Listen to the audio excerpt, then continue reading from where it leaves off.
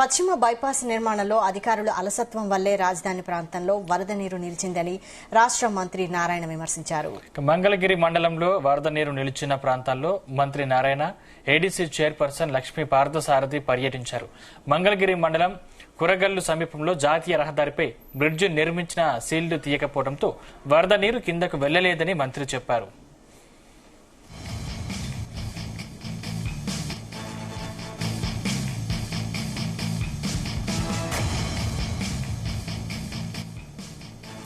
సుమారు 25 అడుగుల మేర మట్టి ఉందని, దానిని తొలగించాలంటే వెంటనే సాధ్యం కానందునే బ్రిడ్జి సమీపంలో జాతీయ రహదారిని కొంతమేర తొలగిస్తున్నట్లు మంత్రి తెలిపారు.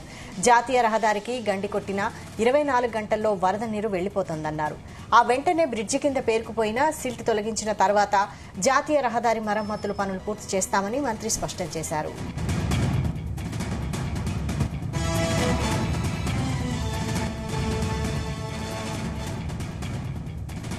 అమరావతి మునిగిపోయిందని ప్రతిపక్షాలు చేస్తున్న ఆరోపణలను మంత్రికి తిప్పికొట్టారు.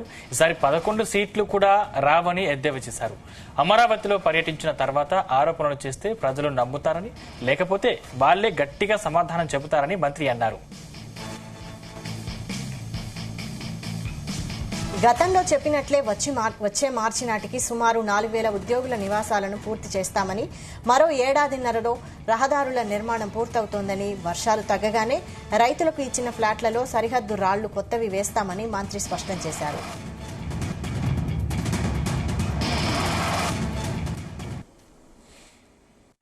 అమరావతి క్యాపిటల్ సిటీ మీద వైసీపీ నాయకులు అనేకమైన దుష్ప్రచారాలు చేస్తారు. అవన్నీ మానుకోవాలి. అమరావతి క్యాపిటల్ సిటీలో ఎటువంటి ఇబ్బంది లేదు.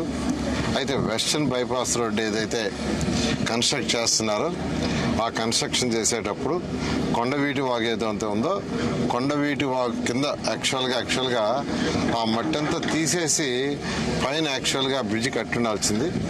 వాళ్ళు ఆ మట్టి తీయకుండా పైన బ్రిడ్జ్ కట్టారు. మట్టిలో అటు ఇటు చేయటం వల్ల ఏమైందంటే ఆ పక్క నుంచి వాటర్ వచ్చిన వాటర్ అంతా ఆగిపోయింది. ఆగిపోవటం వల్ల కొద్దిగా ఇబ్బంది అయింది.